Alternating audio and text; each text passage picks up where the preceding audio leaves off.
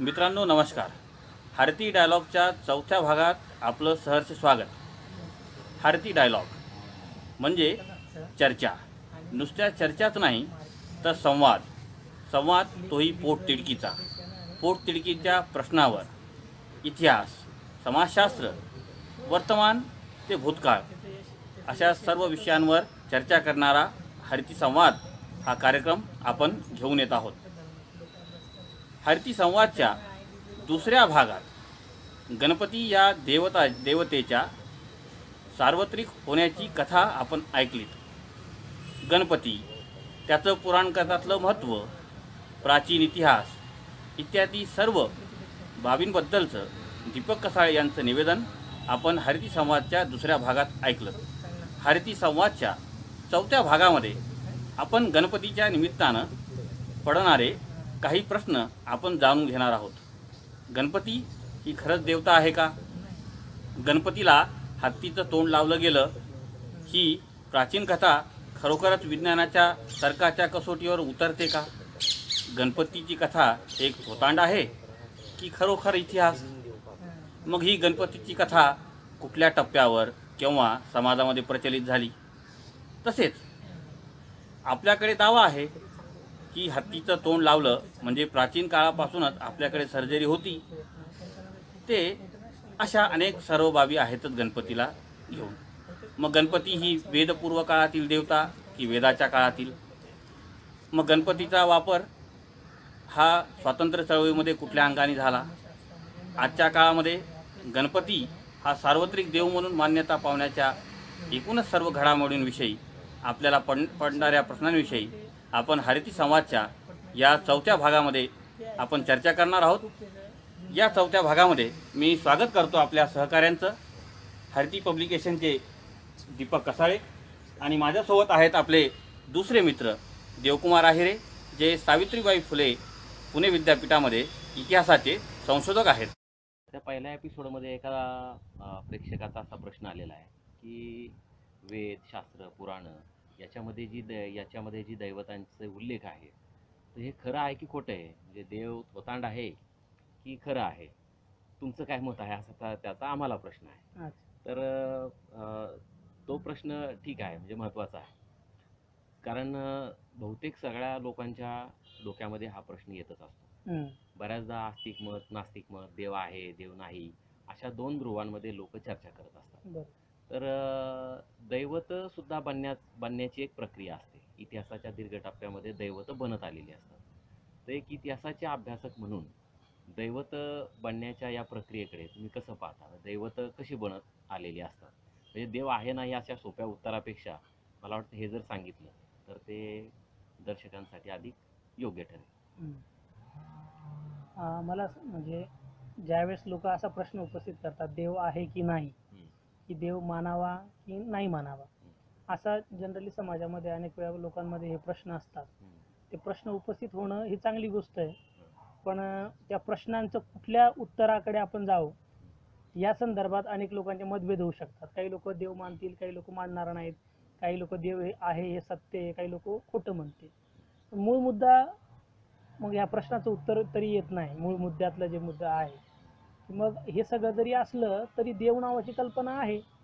तुम्ही मानत नसाल तरी आहे, आणि तुम्ही मानत असाल तरी मग ते वेगळ्या पातळीवर जे मानत नाही त्या लोकांना तुम्हाला ते काही स्पष्टीकरण करता येत नाही.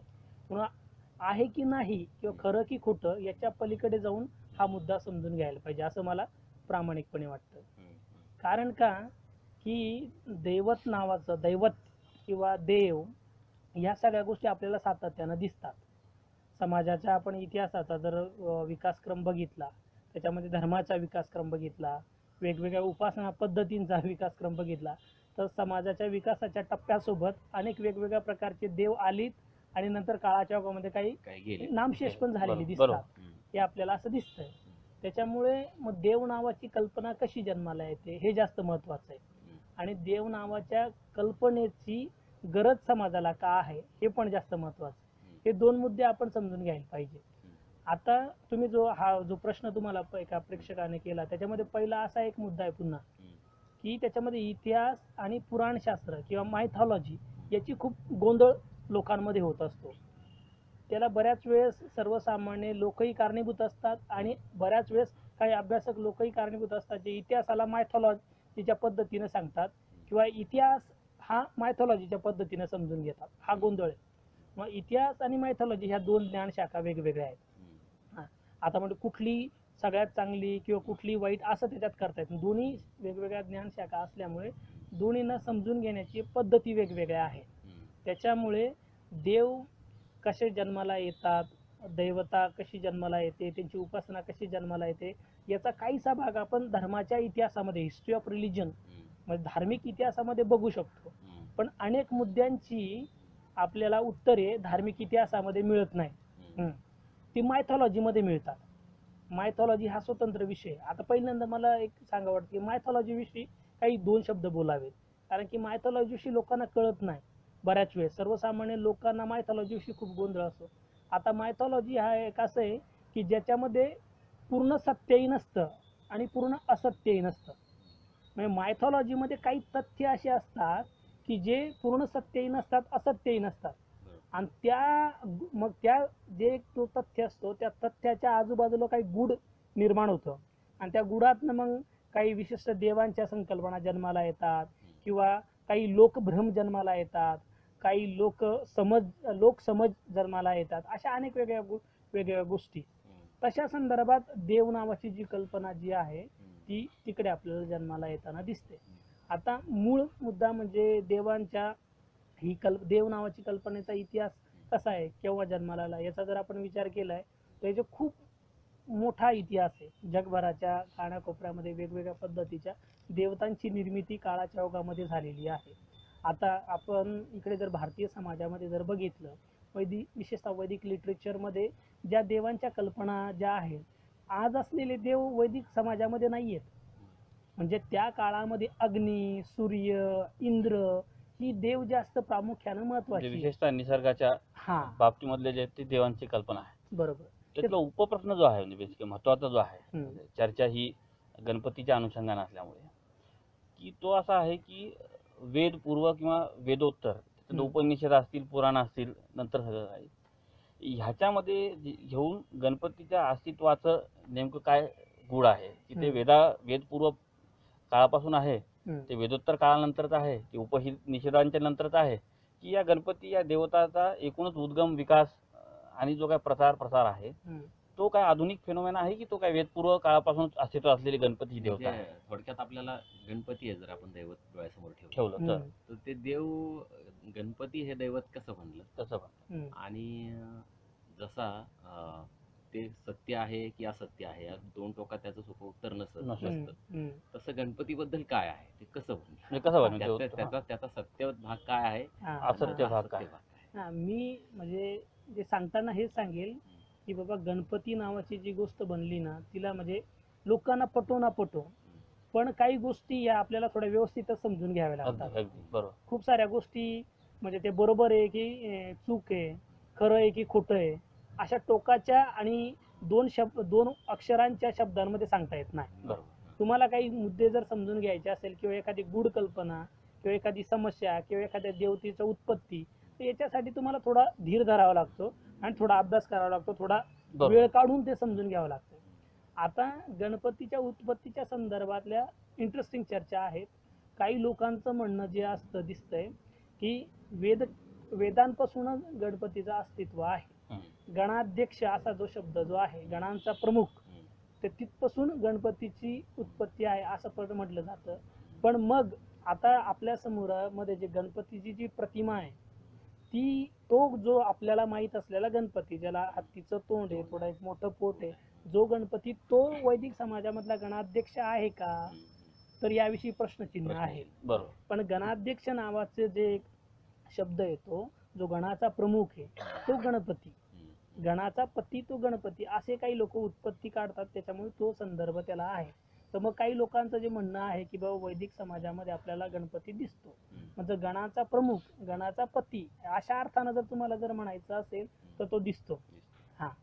आज आपल्याला जो गणपती आता सद्यस्थितीला जो दिसतो याच्याविषयी आधुनिक एक कल्पना आहे आणि एक मध्ययुगीन काळातली कल्पना आहे. विशेषतः अनेक वेळा आपण ज्या गणपतीविषयी चर्चा करतो, सार्वजनिक गणेशोत्सव आपल्याला माहिती आहे, त्याच्यातनं आपल्याला जे कळतं तोच गणपती हे सर्व लोकांना माहिती आहे. बरोबर. पण मुळात हा आधुनिक फिनोमिना आहे.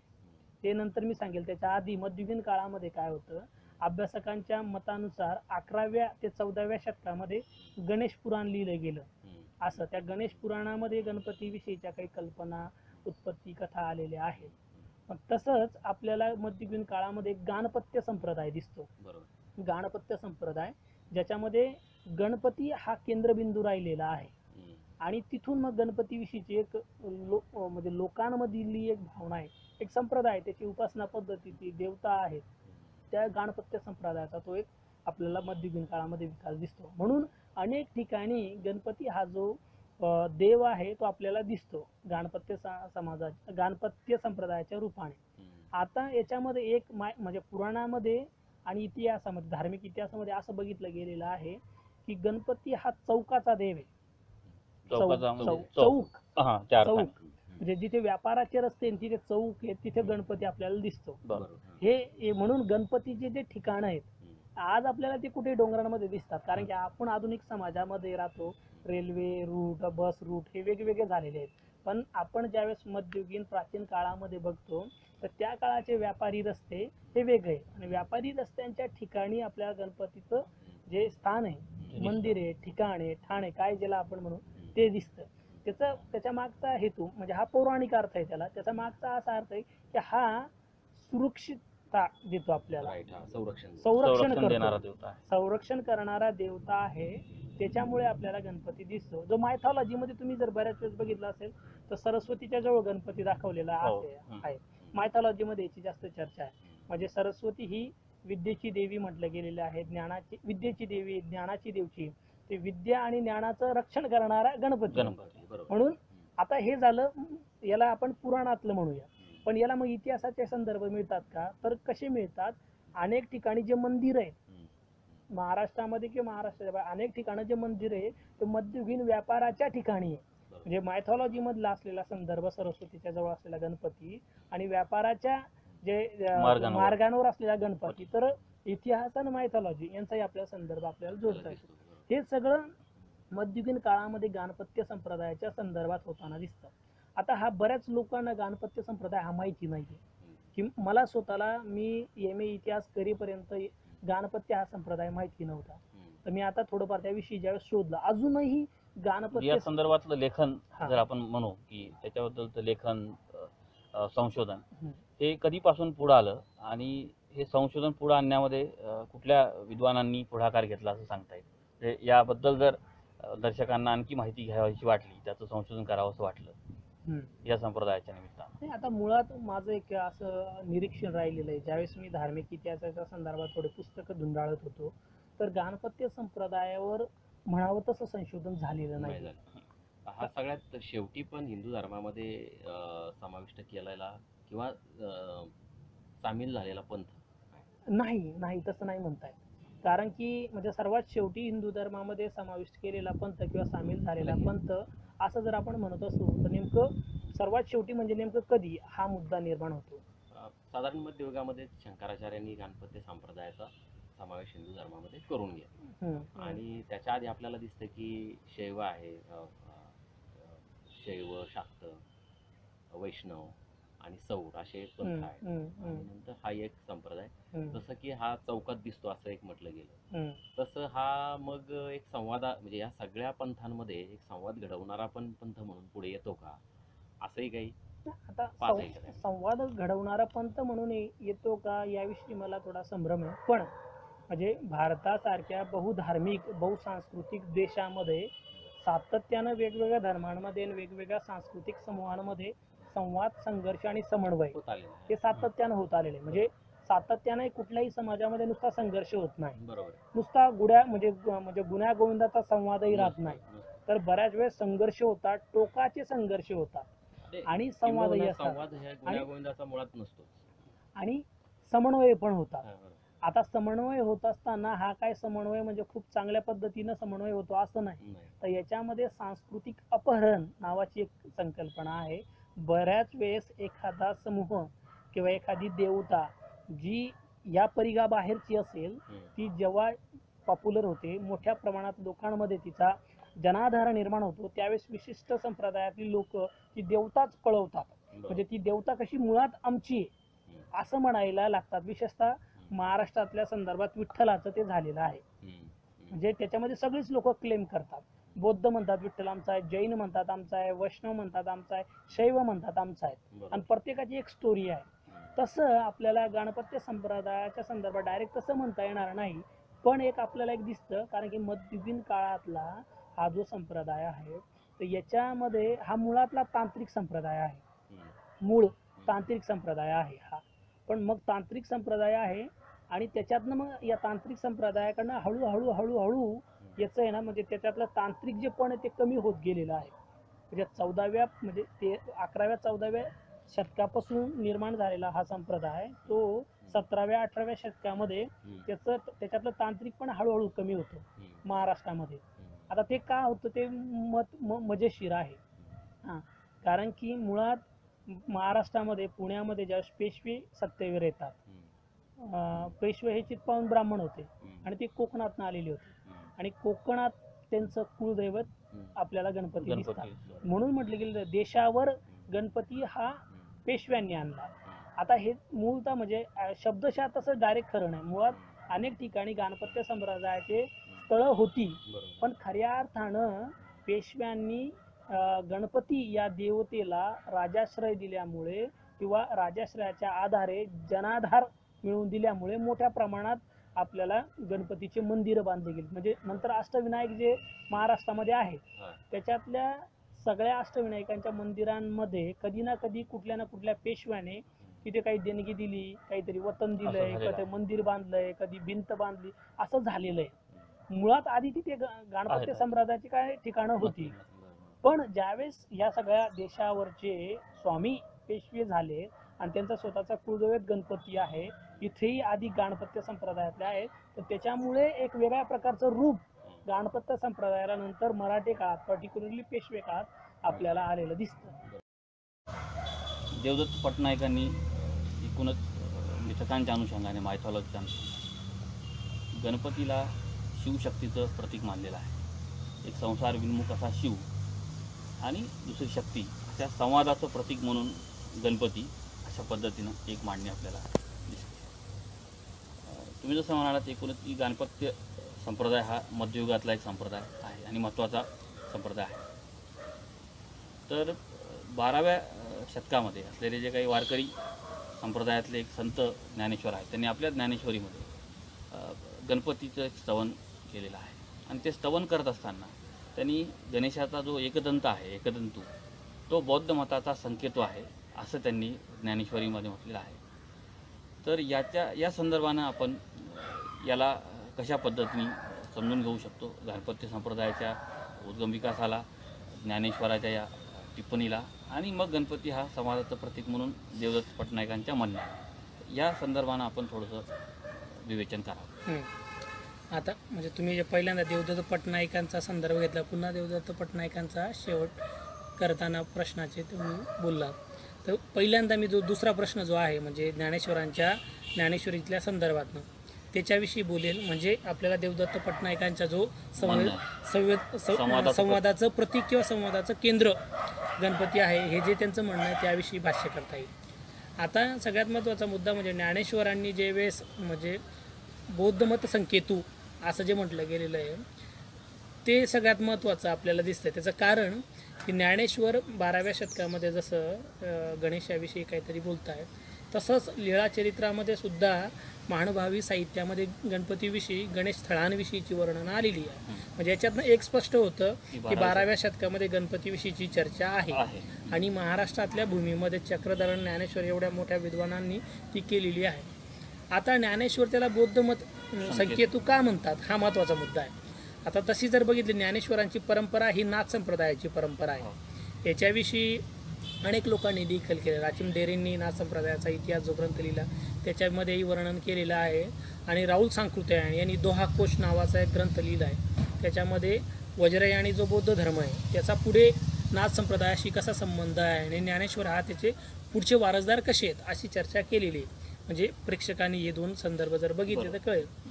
आता मग बौद्ध मत संकेतू कसा येतो, कारण त्याला दोन पुरातत्वीय पुरावे मिळालेले आहेत ते सांगतो आणि मग पुढची आपल्याला चर्चा करता येईल.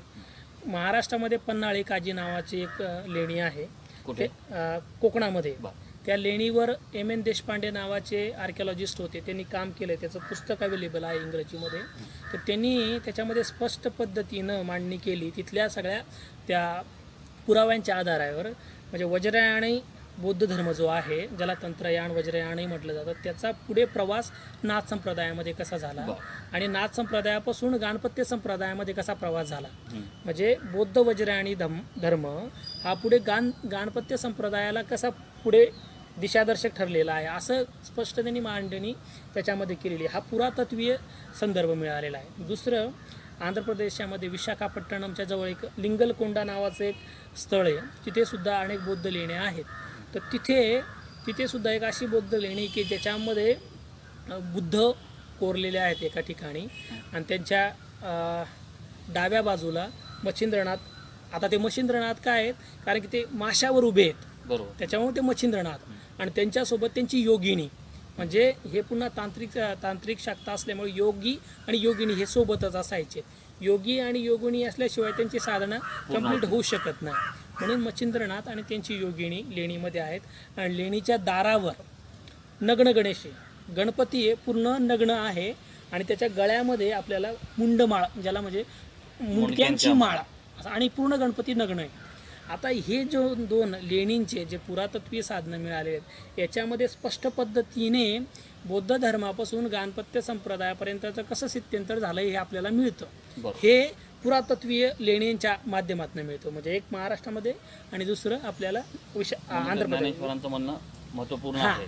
म्हणून ज्ञानेश्वरांचं जे ज्ञानेश्वरीमधलं जे साहित्यिक वर्णन आहे त्याला हा पुरातत्वीय साधनाचा आधार आहे असं आपल्याला दिसतं.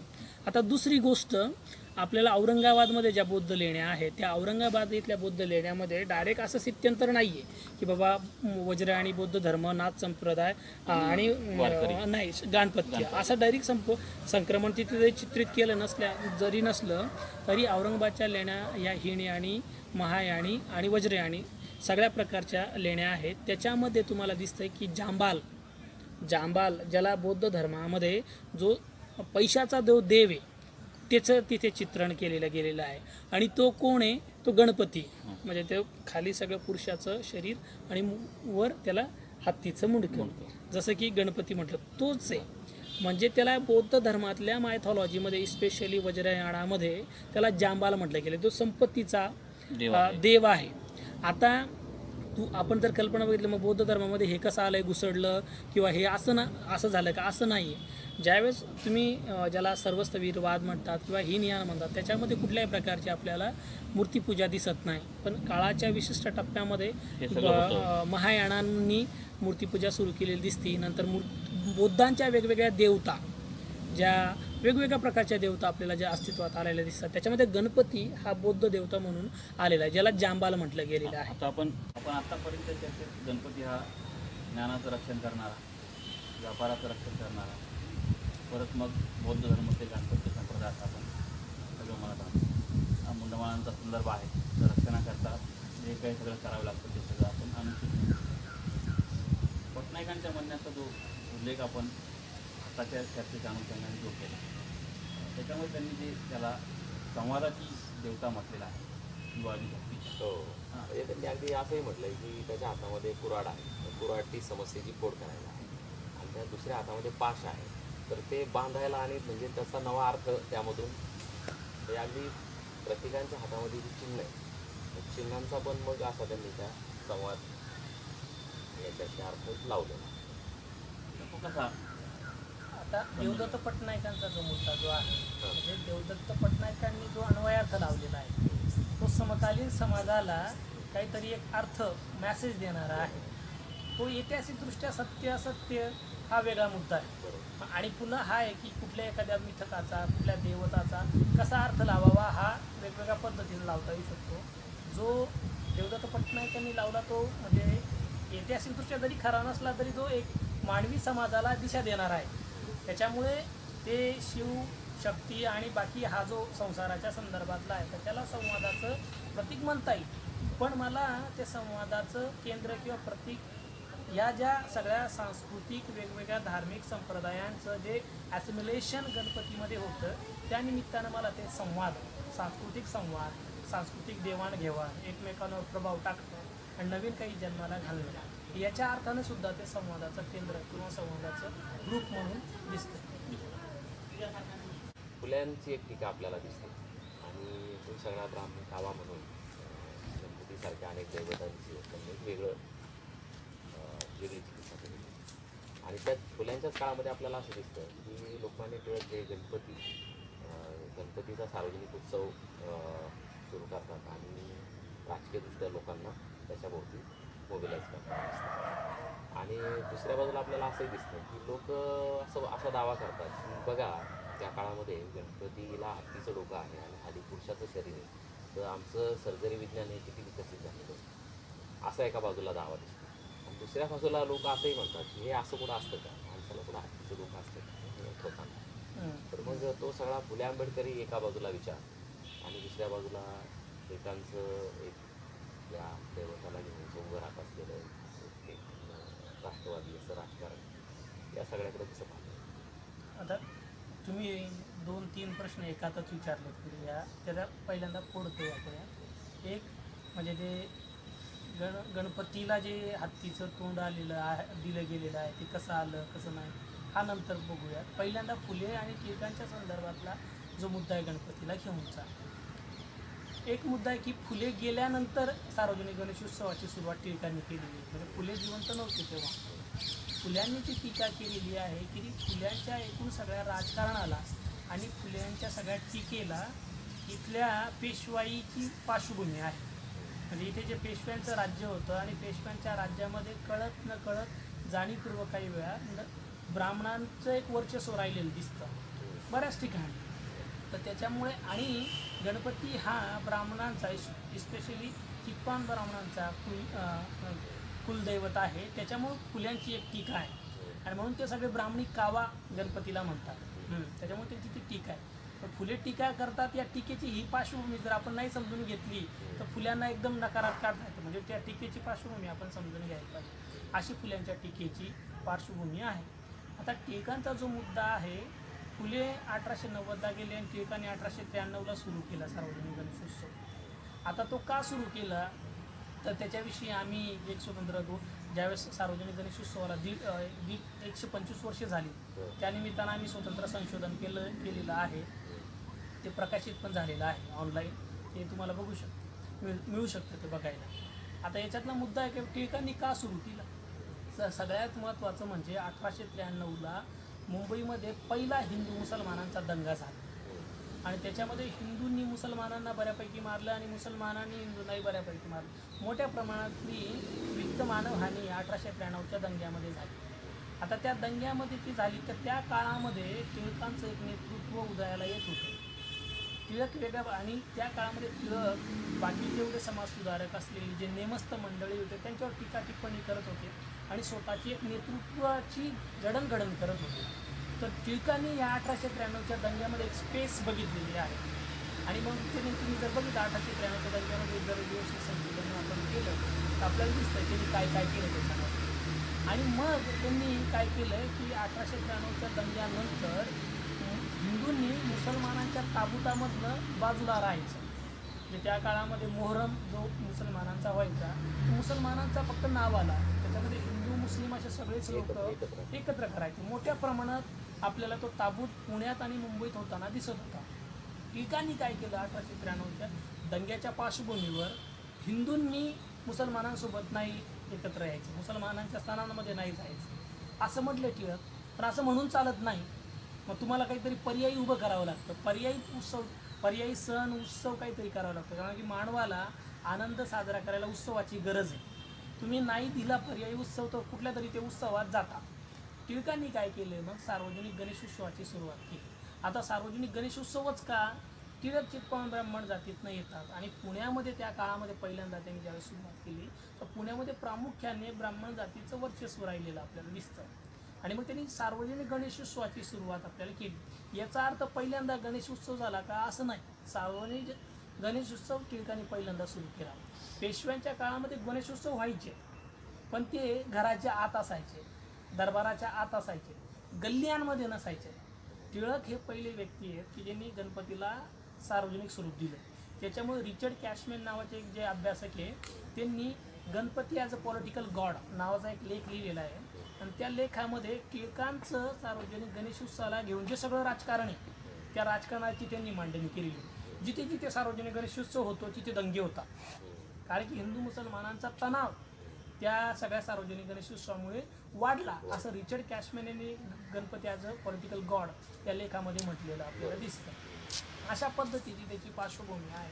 पण नंतर आपल्याला मग झालेलं दिसतं की सार्वजनिक गणेशोत्सव जसा हिंदू मुस्लिम राजकारणाला त्याने दिशा दिली, ॲट द सेम टाईम ब्रिटिशांच्या विरोधामध्ये सुद्धा सार्वजनिक गणेशोत्सवाचा टिळकांनी व्यापार केला. म्हणजे टिळकांनी स्वतःचा जनसंपर्क वाढवण्यासाठी सार्वजनिक गणेशोत्सवाचा वापर केलेला आहे.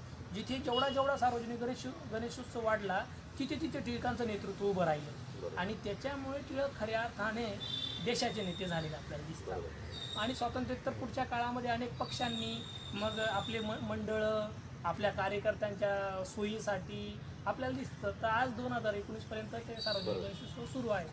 अगदी आपल्याला 90 पर्यंत ग्रामीण भागामध्ये ताबूतमध्ये हिंदू मुस्लिम सगळे दोन्ही एकत्र येताना दिसायचे. त्यानंतर गणेशोत्सवांचं पण 90 नंतर गणेशोत्सव आणखी वाढले आणि तिथेही मग हिंदू मुस्लिम हे जे एकत्र असायचे ताबूतमध्ये तर लोक वेगळे गणपतीमध्ये हिंदू जमायला लागले आणि मोहरमला मुसलमान जमायला लागले. तर त्या दोन्ही याच्यामध्ये एक साम्य दिसतं की ते दोन्ही पाण्यावर पडायला जाते शेवटी. मोहरमला रिप्लेसमेंट म्हणून सार्वजनिक गणेशोत्सवाची सुरुवात केलेली आहे. आता सार्वजनिक गणेशोत्सव म्हटलं की तो सार्वजनिक काही विशिष्ट काळासाठी असणार आहे, म्हणजे तो बसणार आणि उठणार. आता मोहरममध्ये लोक एकत्र येतात, रस्त्यावर असतात, त्या पद्धतीनंचा एक पर्याय लोकमान्य टिळकांनी तो दिला. त्याच्यामुळे ज्या सगळ्या बऱ्याचशा त्याच्यातल्या ज्या पद्धती आहेत त्या मोहरमला रिप्लेस म्हणूनच आलेल्या आहेत. त्यामुळे ते शेवटी जे गणपती बुडवण्याची जी प्रक्रिया जी आहे तिचाही मोहरमशी संदर्भ असावा असं वाटतं. पण त्याच्यात पुन्हा आपण विशेष खोलात जाऊन बघायला पाहिजे. लोकमान्य टिळक करत होते सगळे सार्वजनिक गणेशोत्सव ते सुरू केला, पहिल्यांदा पुण्यात केला आणि त्याची झपाट्याने त्याचा विस्तार हळूहळू वेगवेगळ्या शहरांमध्ये व्हायला लागला. जसं मी मागे म्हटलो की जसा गणपतीचा विस्तार झाला तसे दंगे वाढायला लागले, असं रिचर्ड कॅशमॅन यांनी त्यांच्या संशोधनाच्या आधारे सिद्ध केलेलं आहे. त्याच्यावर त्या काळामध्ये जे सत्यशोधक समाजाचे नेते होते नारायण मेघाजी लोखंडे यांचं दीनबंधू नावाचं वृत्तपत्र चालायचं. त्या वृत्तपत्रामध्ये त्यांनी गणेशोत्सवाची सार्वजनिक टूम असा एक लेख लिहिलेला आहे. आणि त्याच्यामध्ये ते म्हणतात की हे सगळं आता हल्ली ग्रामीण भागामध्ये सगळे जी अशिक्षित लोक याच्या बळी जात आहेत, पण शिक्षित लोकांनी याचा धोका ओळखायला पाहिजे म्हणून ते सार्वजनिक गणेशोत्सवाची टूम म्हणताय. आणि त्यांना एक रिअलाईज झालं, त्यांनी त्या लेखामध्ये मांडलेलं आहे की कशा पद्धतीने जे गुण्या गोविंदाने गावाखेड्यामध्ये किंवा शहरांमध्ये हिंदू मुस्लिम एकत्र हे करायचे उत्सव साजरा करायचे ते सार्वजनिक गणेशोत्सवामुळे वेगवेगळे व्हायला लागले. याची जर स्पष्ट जाणीव त्याच काळामध्ये दीनबंधूकार नारायण मेघाजी लोखंडेंना आली होती. त्यांनी त्याच्यामुळे इशारा दिला होता असं आपल्याला दिसतंय. आणखी एक टीका होती आपला देव त्यांनी बाहेर रस्त्यावर सार्वजनिक केला. तर मग त्या एक आता बऱ्याच म्हणजे समाजामध्ये आपल्याला असं एक चित्रण दिसतं ना की बहुसंख्य लोक टिळकांना सनातनी म्हणतात, पण टिळकांच्या जर आपण कॅरेक्टरचा थोडा व्यवस्थित अभ्यास केला आहे ना तर टिळक हे वेगवेगळ्या गुंतागुंतीचं विचित्र केमिकल असलेलं व्यक्ती आहे. ते सनातनी नव्हते, तसेच ते सुधारणावादी पण नव्हते. ते सनातनी लोकांचा आधार घ्यायचे आपल्या राजकारणासाठी. पण ज्यावेळेस त्यांना रिअलाईज झालं सनातनी लोकांचाच आधार घेतल्याने बाकी जो बहुजन समाज आहे तो आपल्या मागे येत नाही, हे ज्यावेळेस त्यांना रिअलाईज झालं विशेषतः 1893च्या दंग्यानंतर, त्यावेळेस त्यांनी काय केलं आहे, जो घरामध्ये अडकलेला गणपती होता, म्हणजे आधी घरात गणपती उत्सव व्हायचे, त्यांना त्यांनी सार्वजनिक केलं. आणि टिळकांनी जो गणपती सार्वजनिक पातळीवर आणला त्याच्यामुळे त्या काळातल्या जो सनातनी जो वर्ग आहे त्यांनी टीका टिप्पणी केलेली आहे.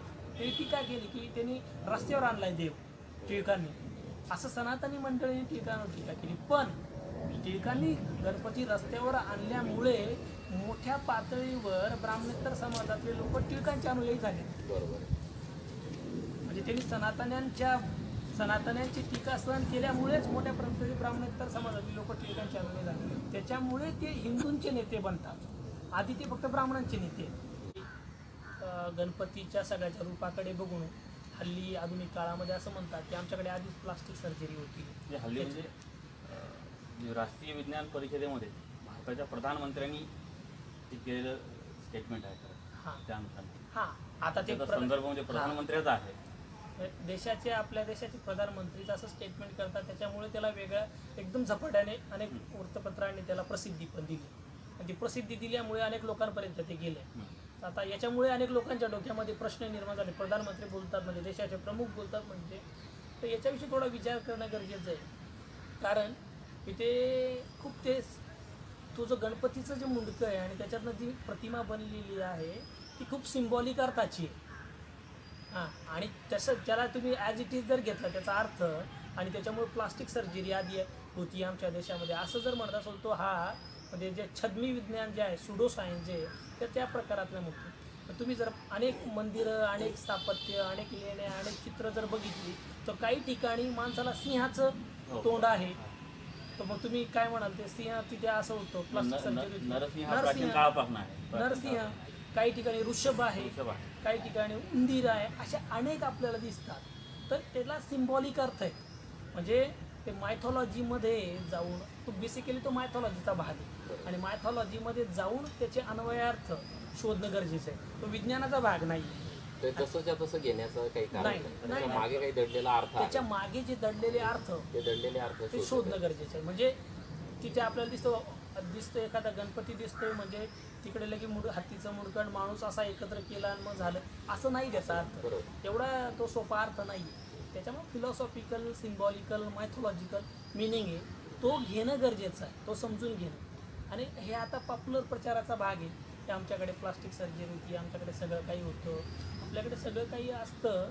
तर मग इंग्रजी येण्यापर्यंत एखादा आजार पडला तर हजारो लोक एका झटक्यात मरून जायचे. तर मग एवढं सगळं टिकलं का नाही असे प्रश्न निर्माण होतात. म्हणजे मग आपल्याला दोन टोकाच्या नकारांच्या अर्थापाशी जाण्याऐवजी त्या चिन्हांचे जर का आपण त्या मागचे जर दडलेले अर्थ पाहिले आणि ते अर्थ जर का आपल्याला थोडेसे अधिक व्यापकतेकडे घेऊन जाणारे असतील एकूण सगळ्या माणसांना तर ते जास्त महत्त्वाचं राहील.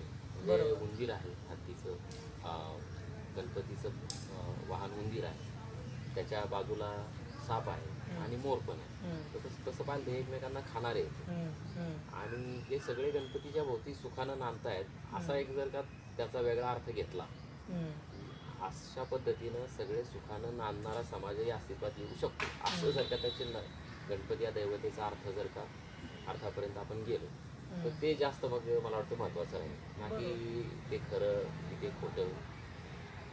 मी आधी जसंच म्हटलो की मायथॉलॉजी हा जो विषय आहे ते पूर्ण सत्यही नसतं आणि पूर्ण असत्यही नसतं. त्याच्यामध्ये काही सत्याचे अंश काही तथ्य असतात. मूळ मुद्दा हा इथे येतो. मग आपण त्याचा अर्थ कसा लावणार. म्हणजे तुम्ही म्हणणार की गणपतीकडे बघून तुम्ही म्हटला हे सगळं आमच्याकडे ऑलरेडी आधीच होतं मग आता काय झालं असा प्रश्न पडू शकतो. काही लोक असंही म्हणू शकतात असं कुठे शक्य आहे का हे सगळं थोट्टांड आहे मूर्खपणा आहे. म्हणजे काही मिथक किंवा अशा देवताच्या सगळं मूर्खपणाच्या कल्पना आहेत. हे जो नास्तिक आहे त्यांनी म्हटलं तर हे त्याच्यापुरतं ठीक आहे आणि हे त्याच्यापुरतंच ठीक आहे. कारण की समाजामध्ये तो काही जो वेगळ्या दोन प्राण्यांचा बनलेला एक प्राणी आहे त्याला मानतात लोक. त्याचं मग आपण कसं लोकांना कसं समजून सांगायचं लोकांशी कसा संवाद करायचा. मी बुद्धिवादी आहे बुद्धीच्या पातळीवर पुसून घासून सगळं घेतो पण व्यक्ती बुद्धिवादी होऊ शकतो. सगळ्या समाजाला बुद्धिवादी होणं ही साधी प्रक्रिया नाही आहे. म्हणून सातत्यानं समाजामध्ये अभ्यासक लोक असं म्हणत आलेले आहेत श्रद्धा आणि विवेक या दोन्हींचा जर अतिरेकी टोक गाठलं तर खूप मोठ्या समस्या निर्माण होतात. तर श्रद्धा आणि विवेकाचं संवाद चिकित्सक संवाद व्हायला हवा. म्हणजे नुसता संवाद नाही तर त्याच्यामध्ये चिकित्साही असायला पाहिजे. तेव्हाच कुठेतरी गुन्ह्यागोविंदानं पुढचं सगळं उभं राहू शकतं. म्हणजे अतितर्क कठोरतेमध्ये त्याच्या मागे दडलेल्या काही अर्थांच्या शक्यता नक्कीच दुर्लक्षित होणार. आणि दुसरं शेवटी इतिहासाच्या अंगानं त्याचे आणखी नवे अर्थ पुराव्यांसह समोर येत राहणं हे तर चालू राहतं. बरोबर ही गोष्टही दुर्लक्षित ठेवायचं काही कारण कुठलंही अंतिम सत्य आपण सांगितलं बरोबर. असं नाही. नवा त्याचा अर्थ आपल्यासमोर येत राहील संशोधनांती. बरोबर. व्यक्ती बुद्धिवादी असू शकतो, त्यांनी राहावं. संपूर्ण समाज एकाच काळात बुद्धिवादी राहू शकत नाही. तर त्याची एक व्यापक अशी एक प्रक्रिया आहे, किचकट आहे, ती लांबवर जाणारी आहे. म्हणून श्रद्धा आणि विवेक ह्या दोन दूरदूरच्या टोकाकडे, कुठल्याही एका टोकाकडे जाण्याच्या ऐवजी या दोन्हीमधला एक चिकित्सक संवाद घडवण्यातनंच समाजाचं भलं होईल. या देवकुमार आहिरे यांच्या एका शेवटच्या नोटवर आपण ही आजची चर्चा आपण इथे थांबवत आहोत. या संपूर्ण चर्चेच्या मधनं आपण जी काही संवादाची प्रक्रिया हरिती डायलॉगच्या निमित्तानं राबवत आहोत आणि मागच्या भागानंतर आपल्या पडलेल्या प्रश्नांची बरीच उत्तरं यातनं उलगडता आपल्याला येतील आणि काही नवे प्रश्नही आपल्याला पडतील या अपेक्षेसह धन्यवाद.